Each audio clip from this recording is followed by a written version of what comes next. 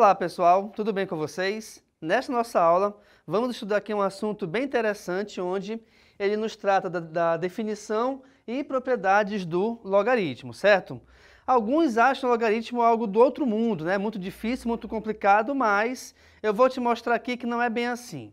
O que você deve saber de início ou perceber é que o logaritmo ele é diretamente ligado à potenciação, tá bom? Outra coisa importante é você identificar os elementos que formam o logaritmo. Então eu tenho uma base, que aqui é chamada de A, nós temos o logaritmando, que é aqui chamado de B, e o x, que é o logaritmo, que é justamente o resultado dele. O logaritmo, carinhosamente, é chamado de log. Então, a gente chama aqui, no caso, log de b na base a é igual a x, quando esse a elevado a x é igual a b. Então, reparem que o logaritmo, na verdade, automaticamente ele se transforma numa potenciação, tá bom? Então, de novo, ó, a base elevada ao resultado tem que ser igual ao logaritmando. Com isso, eu já tenho alguns resultados prontos. Por exemplo, o log de 36 na base 6 é igual a 2. Por que isso? Porque 6 elevado a 2 é igual a 36. Então, quando você pensar, por exemplo, eu tenho que resolver esse log, eu tenho que achar o seu valor numérico, né? Log de 36 na base 6. Eu tenho que imaginar essa base elevada a algum número que vai dar como resultado justamente o valor numérico do logaritmando, beleza? Aqui embaixo, ó, eu tenho log de 16 na base 2. É igual a quanto? É igual a 4. Por quê? Porque 2 elevado a 4 é igual a 16, beleza? Log de 5 na base 1/5 é igual a menos 1. Por que isso? Primeiro porque 1 sobre 5, que é a fração, tá? Eu posso escrever como sendo 5 elevado a menos 1, ok? Então, 1 elevado a 5, aliás, perdão, 1/5 elevado a menos 1 é igual a 5, beleza? Então, nós temos aqui previamente alguns resultados já certos para o logaritmo. Sempre vai ser assim? É lógico que não, tá bom? E aí, devido ao fato de nós termos essas operações de logaritmo, nós temos também algumas propriedades e consequências dessa operação, que são as seguintes.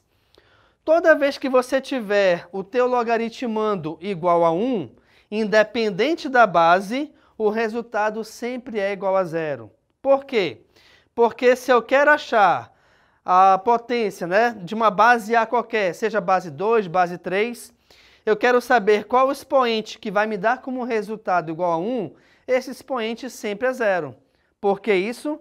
Porque todo e qualquer valor elevado a 0 sempre é igual a 1, tá bom? O que coincide, né, ou na verdade, o que vem de encontro ao que está aqui nessa propriedade. Segundo, o logaritmo de A na base A é igual a 1. Ou seja, o logaritmo onde a base e o logaritmando são iguais, o resultado sempre é igual a 1. Por que isso? Porque uma base elevada a algum número tem que ser igual a ela mesma. E todo e qualquer valor elevado a 1 sempre é igual ao próprio valor. Tá ok? Então, por exemplo, 3 elevado a 1 é igual a 3. 7 elevado a 1 é igual a 7 e assim sucessivamente. Nós temos aqui também o seguinte, que o logaritmo de A elevado a K na base A é igual a K. O que isso quer dizer? Quer dizer o seguinte, nós vimos aqui anteriormente que o logaritmo de uma base A, com o logaritmando A, desculpa, na base A, ele vale 1. E quando você tem um expoente no logaritmando, esse expoente tem que vir multiplicando aqui na frente do logaritmo. É como se eu tivesse, então, k vezes esse logaritmo todo. E esse logaritmo, quando eu tiro k, ele fica justamente igual ao valor que está aqui em cima. Então, é como se fosse k vezes 1, cujo resultado é igual a k. Então, a grosso modo, é só você entender o seguinte. Se base e logaritmando são iguais, mas o logaritmando está elevado a algum expoente, o resultado obrigatoriamente será esse expoente, tá ok? Então, por exemplo, eu tenho aqui Log de 4 elevado a 3 na base 4. O resultado é 3, porque é justamente o valor do expoente do logaritmando. Aqui mais uma consequência é a seguinte: eu tenho uma base elevada a um expoente onde esse expoente é um logaritmo. E, coincidentemente, a base do logaritmo do expoente é igual à base da potência.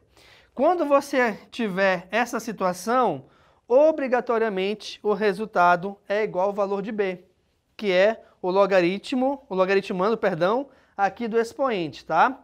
Você pode, de repente, confundir um pouco, achar que é meio confuso realmente, né? Mas olha só, se eu tiver aqui, nesse exemplo aqui, ó, eu tenho 3 log de 4 na base 3, por exemplo. Isso aqui é igual a quanto? Opa, o 3 é a minha base e o 3 é a base do logaritmo que é expoente dessa base principal. Então, quando acontece isso, o resultado é igual ao logaritmando, aqui no caso, do expoente. Ou seja, o resultado aqui é igual a 4.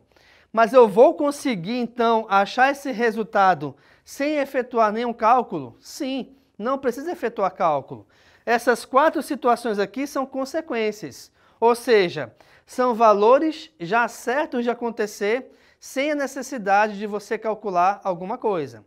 E aí você pensa também o seguinte: onde é que de repente a gente consegue associar e verificar que existe logaritmando em alguma situação? O logaritmando, pessoal, ele é muito utilizado também na matemática financeira, quando você trabalha com operações financeiras, tá? Então, você trabalha com amortização, com gastos futuros e tudo mais, o logaritmo ele aparece ali. Uma outra situação bem interessante é a seguinte: o logaritmo ele faz parte, ou ele é uma peça-chave na fórmula que determina a escala Richter. O que é a escala Richter? A escala Richter é a escala que determina a amplitude, o epicentro e o tamanho de um terremoto, né? Então você consegue perceber que, de repente, né, o logaritmo não está ali a olho nu para a gente enxergar, mas ele faz parte de fórmulas que determinam coisas importantes para o nosso cotidiano. Perfeito, pessoal? Então, pessoal, nessa nossa aula de hoje eu te mostrei aqui a definição e propriedade do logaritmo, onde o logaritmo é formado por 3 elementos base, que são a base, o logaritmando e o logaritmo, certo? Além disso, eu te mostrei como que a gente resolve o cálculo de um logaritmo. Também a gente verificou as consequências desses cálculos e te mostrei a aplicação do logaritmo em algumas situações do nosso cotidiano. Fique à vontade, então, para tirar a foto do quadro. Muito obrigado pela atenção e tchau!